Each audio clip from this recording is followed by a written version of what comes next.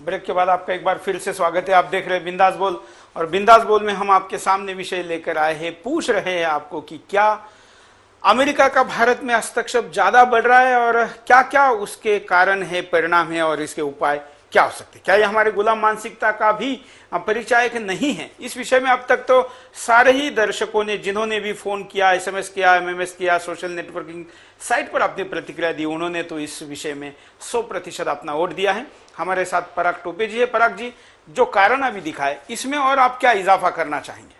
एक और भी इन्वेस्टिगेशन कर सकते हैं कि जो हमारे पॉलिटिशियंस हैं उनके जो बच्चे हैं वो जो वहाँ अमेरिका में सीखते हैं, नहीं तो उनका कुछ बिजनेस है, तो उसके क्या कुछ इन्फ्लुएंस है, कुछ कॉन्फ्लिक्ट ऑफ इंटरेस्ट है, उनको कोई स्पॉन्सरशिप दे रहा है, ये इसका इन्वेस्टिगेशन करके हमको जांच करना चाहिए कि कोई कॉन्फ्लिक्ट ऑफ इंटरेस्ट नहीं है।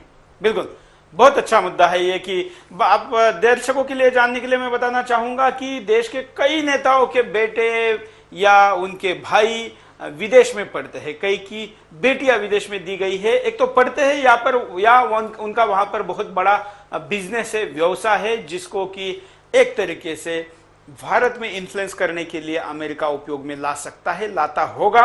यह आरोप भी वैसे लोगों पर लगते रहे, लेकिन इस मुद्दे को अब यहाँ पर खुद पराग जी, जो कि यूएस में रहते हैं, बता रहे। पराग जी, साथ में मैं आपको पूछना चाहूंगा कि ये जो मानसिकता है अमेरिका में, अमेरिका की भी जो डोमिनेटिंग एक तरीके से, इसके उदाहरण आपको वहां रहते हुए क्या क्या दिखाई देते हैं?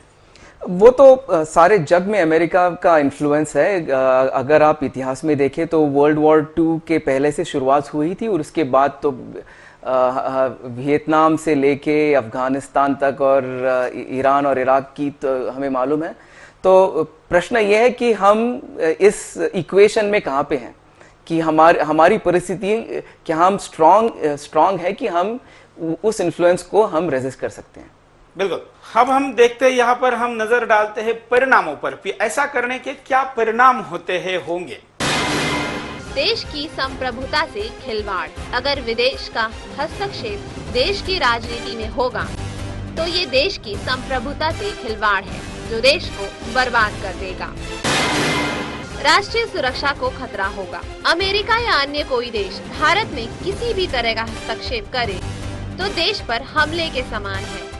अगर राजनीतिक हस्तक्षेप हो तो ये राष्ट्रीय सुरक्षा के लिए खतरा है। देश के समाज और कंपनियों का नुकसान।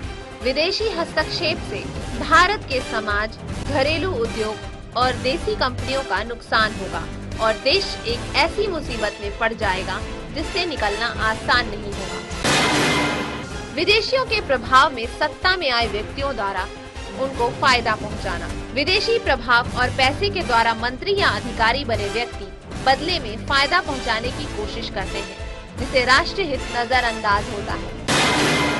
समाज में अपने नेताओं के ऐसे कारनामे सुनकर कुंठा का भाव पैदा होगा।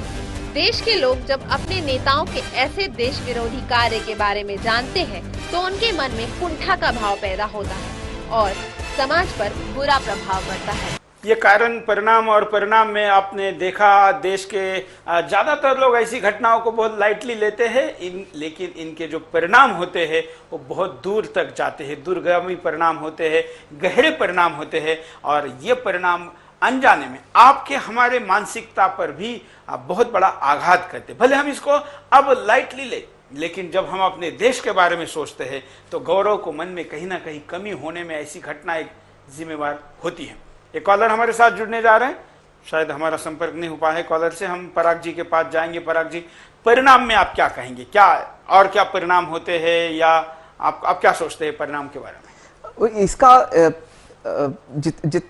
जितनी हमारी पुरानी संस्कृति है, 5000-7000 साल पहले से हमारी जो संस्कृति बची आ रही है, जो हमने हमारे लीडर्स ने जिसको बचा कर रखा है, इसका शायद ऑक्शन हो सकता है, उसकी कमतरता हो सकती है। जो हमारी वैयक्तिक जो स्ट्रेंथ है, भारतीयता की जो स्ट्रेंथ है, उस पे वो जाने का खतरा हो सकता है।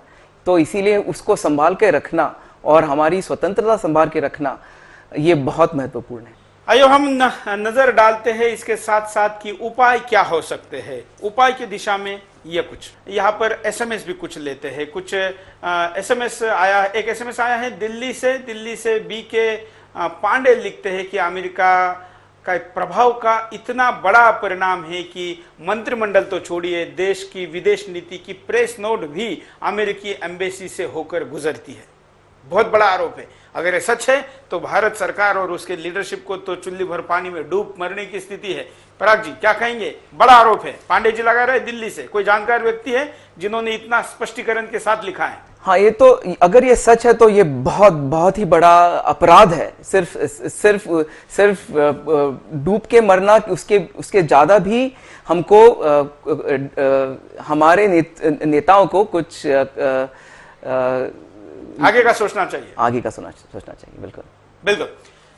और भी कई बड़े कारण, परिणाम, उपाय, लेकिन ये एसएमएस पढ़ के जो कि प्रेस नोट के बारे में लिखा है, हालांकि आरोप लगा है, लेकिन जो जिस तरीके से हमारे एक दर्शक ने इस एसएमएस को भेजा है, लगता है कि लोग इससे भी आगे की बातें जानते हैं। अगर आप ऐसा कुछ जानते हैं, इसी तरीके से प्रतिक्रिया देना चाहते हैं, तो आप हमको एसएमएस फोन करके बता सकते हैं। एक कॉलर है, कॉलर की भी प्रतिक्रिया लेते हैं। क्या कहते हैं? नमस्कार। हाँ नमस्कार जी, मैं प्रदीप आर्य कुरुक्षेत्र से बोल रहा हूँ। बोलिए प्रदीप जी। सबसे पहले मैं आपको बधाई दूंगा कि आपने देश को जगाने का एक प्रयास किया है। धन्यवाद। और जहाँ उपाय की बात हम इस विषय पे कर रहे हैं, तो मैं थोड़ा सा टाइम लूंगा आपका कि जिस उद्देश्य को लेकर के हमारे क्रांतिकारियों ने अपना बलिदान दिया है, फांसी के तक अपना फंदे को हंसते हंसते चूमा है, उनका जो बलिदान है, आज हमारे जो भ्रष्ट नेता है उनकी वजह से वो बलिदान व्यर्थ होने की एक आशंका है। देश के जो नेता है वो गुलामी की मानसिकता से पूरी तरह से सराबोर है, वो उससे बाहर नहीं निकल पा रहे। 2-3 उदाहरण मैं आपको दे सकता हूँ। 1996 का जब चुनाव था मई का, 21 मई को वोटिंग होनी थी। 4 मई के अखबार में, अमेरिका के अखबार में ये दिया था कि सरकार चाहे जिसकी भी बने, but next finance minister will be Manmohan Singh. तो एक चुनाव से पहले ही इतना एक देश ये दूसरे देश की सरकार में हस्तक्षेप करता है, तो सीधा सीधा लगता है कि अमेरिका जो है वो भारत को अपने शिकंजे में लेना चाहता है और अपनी दखलंदाजी यहाँ करता है। एक समय था कि एक व्यापार करने के लिए एक कंपनी इस देश में आई थी और इस देश को धीरे धीरे गुलाम कर लिया था। आज जिस प्रकार हस्तक्षेप चल रहा है और बहुराष्ट्रीय कंपनियों के माध्यम से घुसपैठ हो रही है, और जो हमारी अनेक टेलीविजन चैनलों के माध्यम से संस्कृति के ऊपर भी अपना आधिपत्य जमा लिया है, तो ये बहुत से ऐसे कारण हैं जिसकी वजह से आज ये देश पुनः गुलामी की ओर जा रहा है। ये बड़ा एक हमें लगता है। इससे बचने के लिए आप जैसे चैनल के माध्यम से ये प्रयास किया है कि देश की जनता को जगाया जाए और फिर से क्रांति जो इन नेताओं से इस देश की जनता को छुटकारा दिला सके और अपनी स्वतंत्रता को अपना बना करके रखे। दूसरा, इन नेताओं का जब ये शपथ लेते हैं तो उसमें गोपनीयता की शपथ लेते हैं और अखंडता की, संप्रभुता की शपथ लेते हैं, लेकिन ये शपथ लेने के बावजूद भी सबसे पहले उन्हीं शपथ का चकनाचूर करते हैं, नियमों को तोड़ते हैं।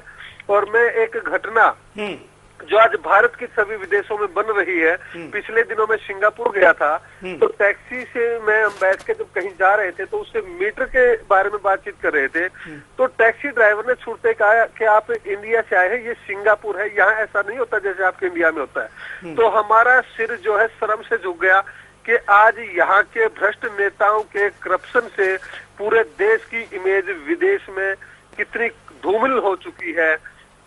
जनता जागेगी, आपके प्रयास सार्थक होंगे और तभी ये देश स्वतंत्र रह पाएगा, इतना मेरा कहना है। बिल्कुल, बहुत अच्छा, धन्यवाद। बहुत अच्छी, लंबी और अच्छी प्रतिक्रिया दी है। पराग जी, आप कुछ कहना चाहते हैं? हाँ, तो आपने, प्रदीप जी ने एक बहुत इंपॉर्टेंट मुद्दा छेड़ा। उन्होंने क्रांतिकारियों की बात की और उन्होंने कहा कि ये प्रश्न हम शायद पूछ सकते हैं कि अगर वो क्रांतिकारी अगर आज जिंदा होते तो वो क्या उपाय हमें सजेस्ट कर दे। क्या शिवाजी से अगर हम पूछे, क्या तात्या टोपे को पूछे या बाईजाबाई शिंदे को पूछे, तो वो हमें क्या बता सकते हैं।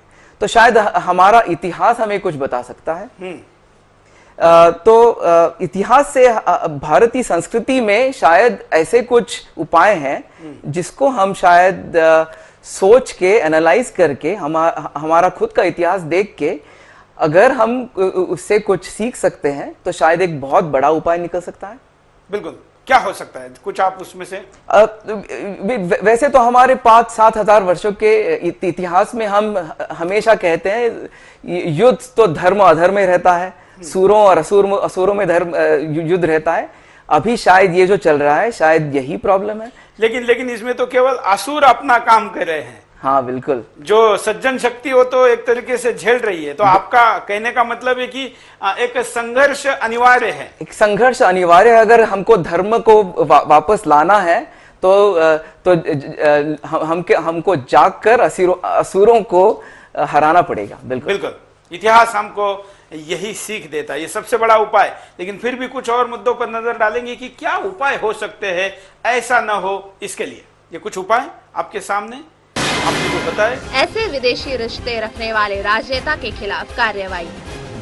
ऐसे विदेशी रिश्ते देश के लिए खतरनाक हैं और ऐसे नेता जो विदेशी रिश्ते रखते हैं उनके खिलाफ कार्रवाई करनी चाहिए, तभी हस्तक्षेप कम होगा। राजनयिकों के कामकाज को और पारदर्शी बनाया जाए। राजनयिकों के कामकाज को पारदर्शी बनाने से उनके सारे कार्यों का पता रहेगा और किसी भी प्रकार की हस्तक्षेप का पता चलते ही कार्रवाई हो सकेगी। शपथ लेते समय इस मुद्दे को भी जोड़ा जाए। शपथ लेते समय इस बात की भी शपथ ली जाए कि कोई भी मंत्री किसी विदेशी से ऐसे रिश्ते नहीं रखेगा और न ही उनका कोई हस्तक्षेप होने देगा। जिस पार्टी के विदेशों से ऐसे रिश्ते हैं उनकी मान्यता रद्द करना। जिस भी पार्टी के विदेश से ऐसे रिश्ते हैं उनकी मान्यता रद्द करके ये बता देना कि देश सबसे ऊपर है।